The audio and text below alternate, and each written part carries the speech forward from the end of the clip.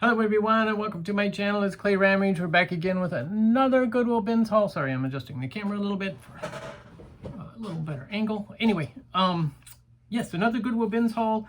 This morning I went to the Goodwill Outlet Bins. It's Monday morning and had a great time. And first off, I just want to say thank you. I had a number of people come up to me this morning and introduce themselves, and thank you so much for doing that. I so appreciate it. Appreciate your support of this channel, for subscribing and commenting and even buying stuff. And so thank you so much for all of that. I really appreciate it. I love when you guys come up and introduce yourselves. So don't be shy if you see me, because obviously I won't recognize you. So if you recognize me, come on up, we'll talk and get to know one another. But I also apologize because I forget names very quickly. So I try really hard to, learn people's names and embed them in my brain, but unfortunately I haven't mastered the skill yet. So I'm still working at it. So if I don't remember your name, please forgive me. But again, just thank you for doing that this morning, and I appreciate it. But I do want to give a special shout out to Lynn and her mother Sharon, which I met this morning. Lynn actually is in from Philadelphia this week, visiting her mom who lives here in the Twin Cities. And so it was great to meet you, Lynn and Sharon, and thank you for coming up and introducing yourself. And Lynn, I hope you have a great time and safe trip back. And Sharon, will be praying for you, Sharon, and for speedy recovery and all that good stuff. So thank you for that. And then I also have to shout out to Brad, who brought me a bunch of stuff, a lot of stuff for the backpack program that we have for the homeless. So Brad, I greatly appreciate that. Brad's a friend of Made at the Bins, and we continue to meet up there frequently, which is great. Unintentionally, not planned, just happen to be there at the same time. So it's great. And thanks for the reference books and the other items, Brad. I greatly appreciate that. That was awesome. So if you're new to the channel, welcome. We are, I am a part-time reseller. And so I sell on, I say part-time, but right now it's kind of a lot of my time, almost full-time. But yeah, so I sell on eBay. I have a booth at an antique store and working on some other things too at the moment. Hopefully soon we'll be able to share some more. But yeah, so if you haven't already, hit the subscribe button, hit the thumbs up, hit the like, comment. Please share with me where you're from or what you like, what your favorite item is, what your least favorite item is. That's two, So if you hit the like button, that helps support our channel a lot. Or the unlike button, the thumbs down button. If you don't like it, that's okay too. I'm all right with whatever. So today we have another eclectic mix. My hauls are usually pretty eclectic, which is great. I like that. It gives you a good variety. I think that's part of the reason why I do well down at the Pink Elephant and selling stuff, because it's a wide variety of stuff. I don't specialize in any one thing. I pick up a bunch of different disparate things.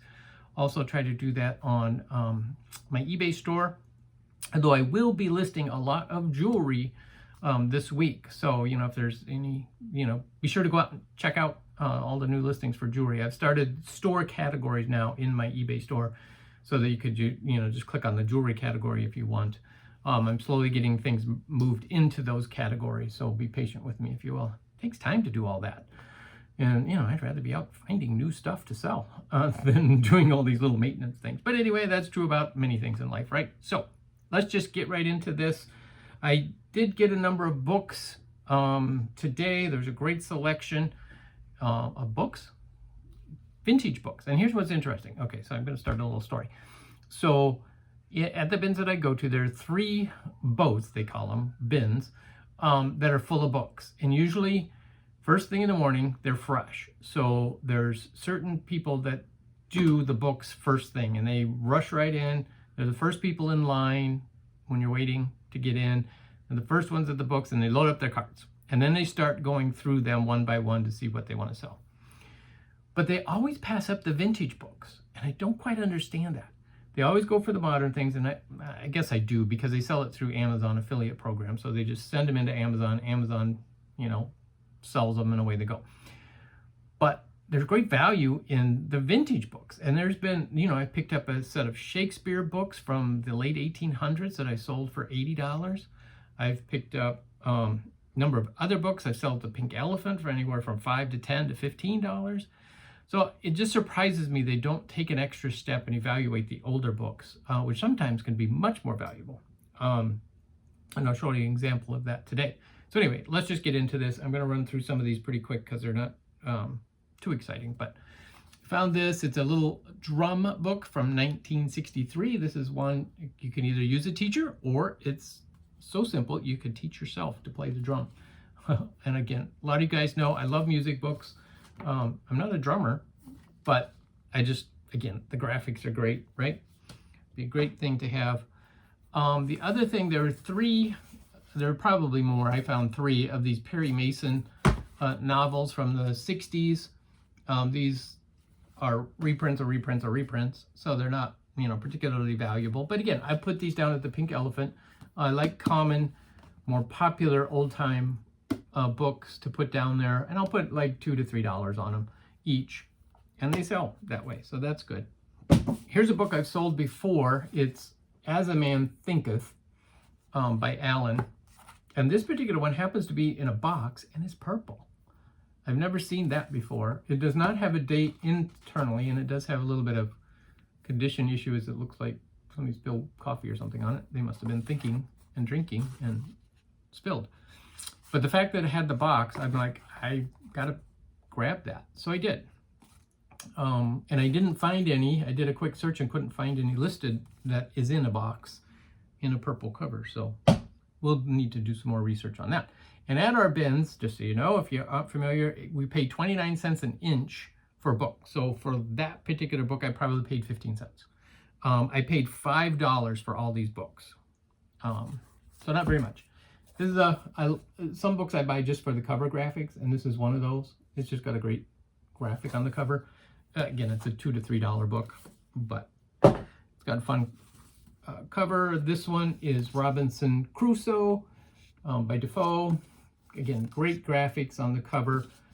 This is a 1944 edition. I believe it was 1944 edition, which would have been the first year. This is the junior library, 1946.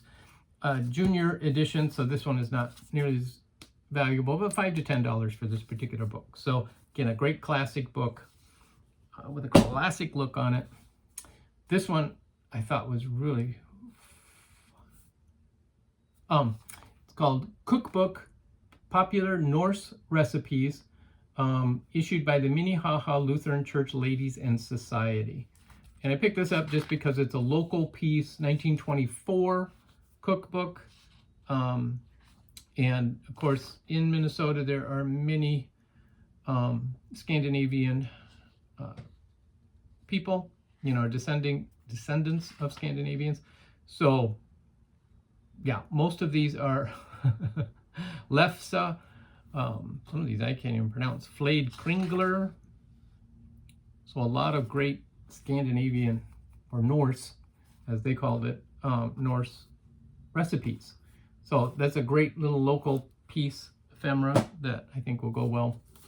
This I bought for myself as a reference book. It's called Coins and Collecting. It is worth about $10 if I wanted to sell it. So this just talks about different coins and their values, which I like to pick up reference books like that for myself. Oh, I guess I had 4 Perry Mason's books. Here's another one. The Case of the Screaming Woman. There you go. This was another one I picked up as a reference. It's called The Basics of Folk Art. So it walks you through how to do some of the like rose mailing techniques, as we would call them up here. So, again, this is just more education to understand how it's done, how you can judge quality versus, an amateur. That type of thing is why I grabbed those things and kind of look them up. I picked up 101 Dalmatians book. Somebody already had a price sticker of $1 in there. It's a golden book. This is a reprint, so it's a couple bucks for that book. But again, those kind of things I like to put down at the Pink Elephant. And then I picked up this one, Van Nostrand's Scientific Encyclopedia. It's a large book, so I probably paid 60 cents for this one. This is I don't even remember what edition this was. Well, in March, it's published in March of 1938. This is the multiple generation of printing from June of 1944. So yeah, this is a $10 to $15 book. So again, they just leave those. I don't understand why. The Classroom Teacher from 1925. This was actually a whole series of books. You know, there's like 1 through 22 or something like that, I think. But this is just volume number 1. And this sold for $5. No. And that's one of the other things you want to check with old books. If they have an odor to them, that musty basement smell, I don't pick them up. So, none of these did. All right, this is a classic. Anna Karenina by Tolstoy. And the jacket cover is falling apart.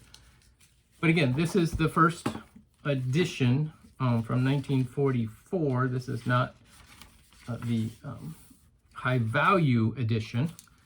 But again, this is a, you know, $5 to $10 book as is. And I'll probably just get rid of this cover since it's already all falling off. But I love the graphics on the cover. It's just a great, great thing. So the classic titles will always remain classic. This is a book called Thunderhead by Mary O'Hara. Again, this one was 1940s, I believe, too. Anyway, it's called Thunderhead. Don't know anything about it. Young Blood is another book that I got. Young Blood, a novel by Herman Wouk, 1962. This one is a $5 book. But again, one of these pays for all these books. So everything else is profit for those that I choose to sell. Flower Growing in the North. All right, this is a month-by-month guide of growing flowers in, that's right, in Minnesota. Published in 1956 by the University of Minnesota. And there are none sold on eBay at the moment, but there are a number listed ranging in price, I think, from like $15 to $55. So take your pick. This one actually is in very good condition with the jacket cover plus a plastic sleeve over the jacket cover so that it doesn't have too much damage to it. This one I will put down at the Pink Elephant. Again, because it's a local piece, Minnesota related. So yeah, so that's another example of one of those that, you know, has good value. All right, Science and a Future Life. This one by Hislop. This is a reference book, scientific reference book from 1905. This particular book, again, I can't find solds. $55 is what they're asking for this book. And this one, again, is in excellent condition, given the age, of course. So don't pass up these old books, people. There's money to be made. They take a little more work, a little more research. It's not as easy as just clicking the button and scrolling through it to see what will get you $5 to $10. But they're worth it. Picked up this one. 13 Moons on Turtle's Back, a Native American Year of Moons. This one sells consistently for $5 by itself. It's just a small pamphlet. Oh, this one I picked up. I didn't even look this one up. I just picked this up because it looked interesting. Our daughter suffered from food allergies when she was little. Tracking down hidden food allergies. This is from the 1980. And it's kind of nice. It's kind of written in a very simple style to understand, you know, what certain behaviors or signs in your children that might indicate they're having allergies issues. All right, let me just start here in the middle. Mushrooms. That's right. I found some mushrooms today, and mushrooms sell very well at the Pink Elephant. This particular one is cracked. It's got a nice big crack. It's not really noticeable if you turn it this way. It's a shaker, but I just thought it was awesome. The orange and yellow, very 1970s. Good find. Where's my other? Oh, it's right in front of me. This one's awesome too. Look at this. It's coming out of a acrylic ball. These little mushroom growth. Just thought that was awesome. And again, mushrooms sell really well down at the Pink Elephant. So they come in, they go out. I found 3 of these canisters. Again, just great graphics. No marks on them whatsoever as far as manufacturer or date or anything. There's numbers on the bottom. And so there's 3, they're all the same size. They're like coffee cans. This one has a dent in the side, but the other 2 are in really good shape. A few nicks and dings, but amazing. But I like the apples and the fruit that are displayed on the side. The other one already fell on the floor, so I'm just leaving it on. All right. I'll just do this. High dollar items coming up. Found these. This is oil and vinegar containers. There's 2 of these. And the stoppers, cork stoppers, are still in there. They don't want to come out. That's okay. They're going to be used for decorative. And then I also found the salt and pepper shakers that go with those. And I think they would have been on some sort of a stand, because there's 2 hooks there for these 2 to hang on. These 2 have holes to hang on something, but they don't hang on those. They're not proportioned correctly for them to hang.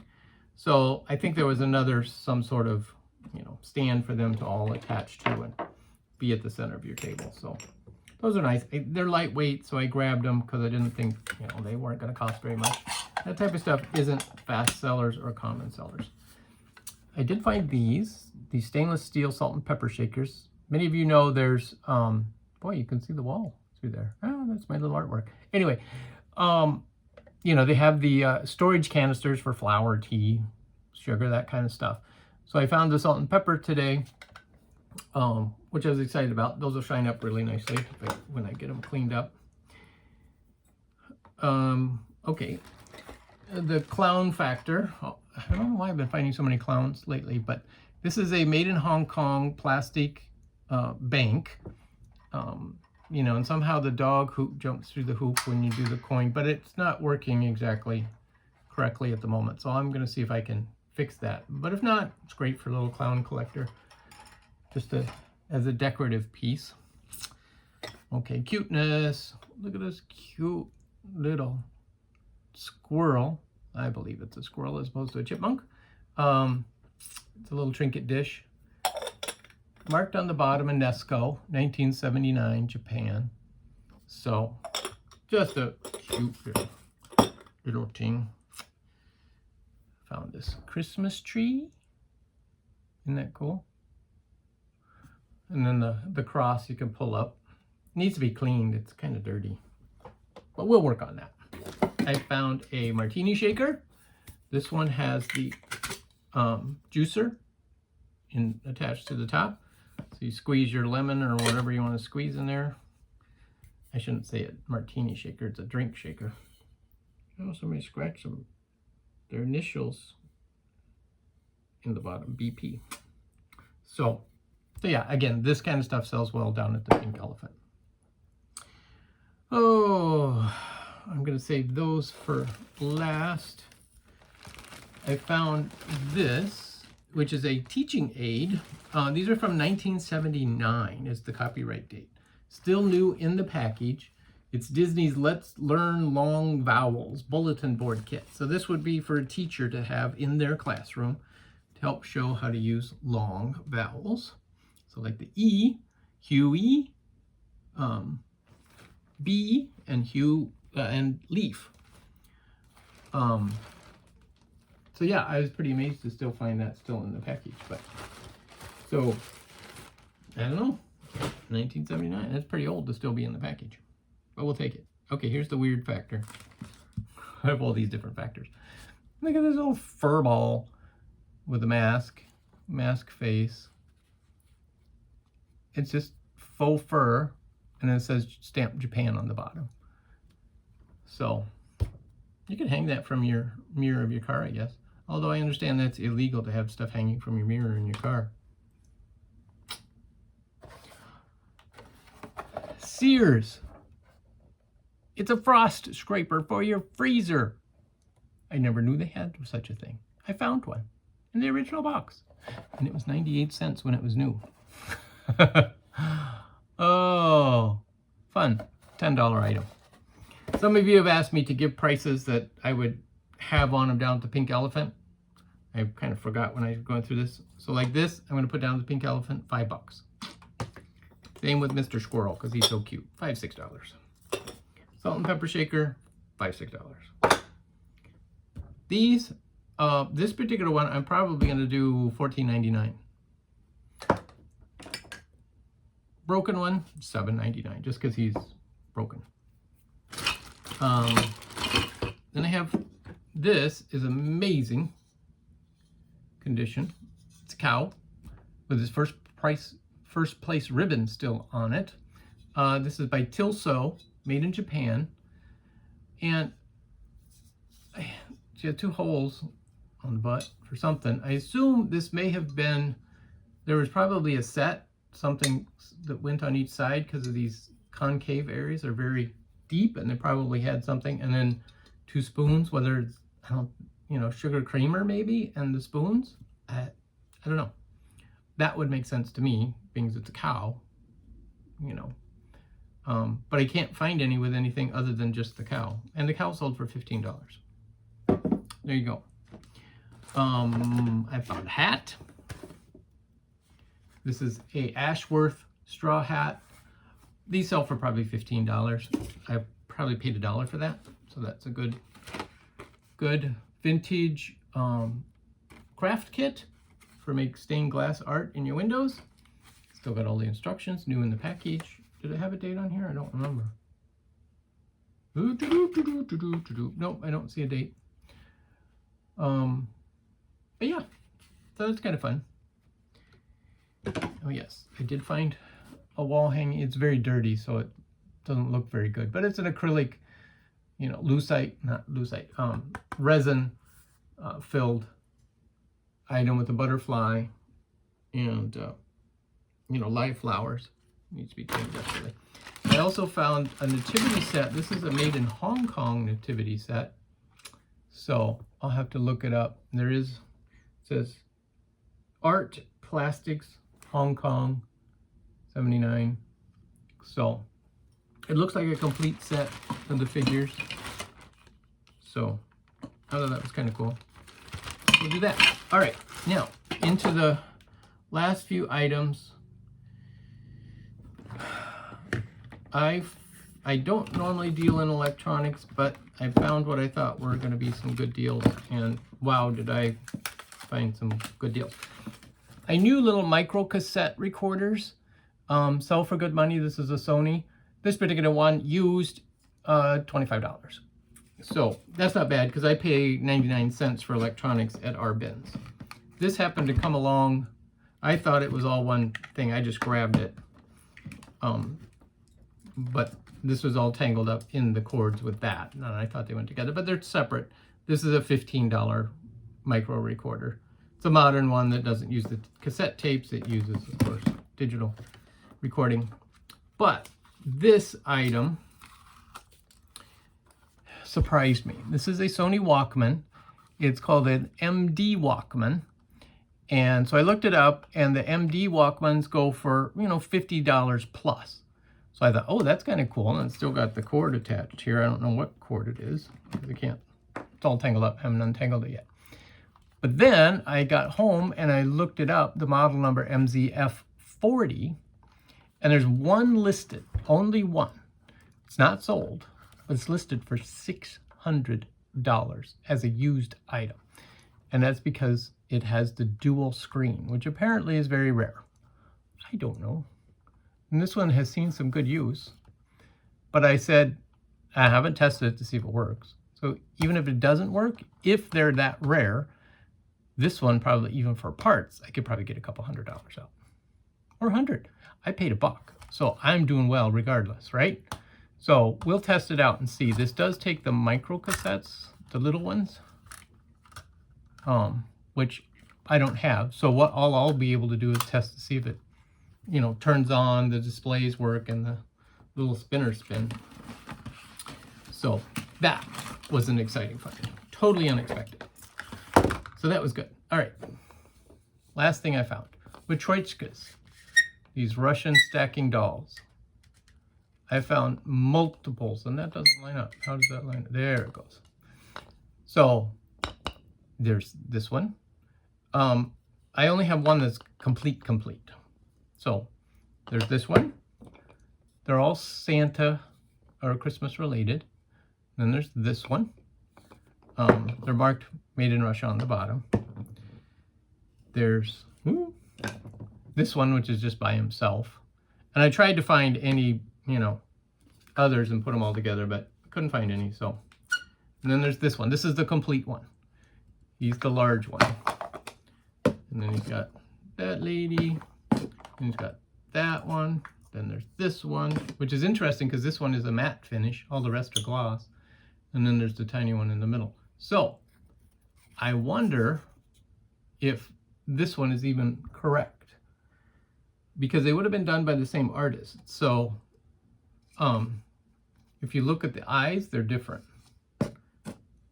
Even here, they're completely different. So I don't think this one goes in this stack, but it happened to be in there with that one. So good question. So I said this was complete, and I guess it is kind of, but isn't really. But anyway, but I just thought it was great to get all of these, and these sell well down at the Pink Elephant. I don't know what I would sell these for. Probably anywhere from $15 to $20, maybe $25 on this one because it's so large. But I don't know. I'll have to. That one has a tag on the bottom.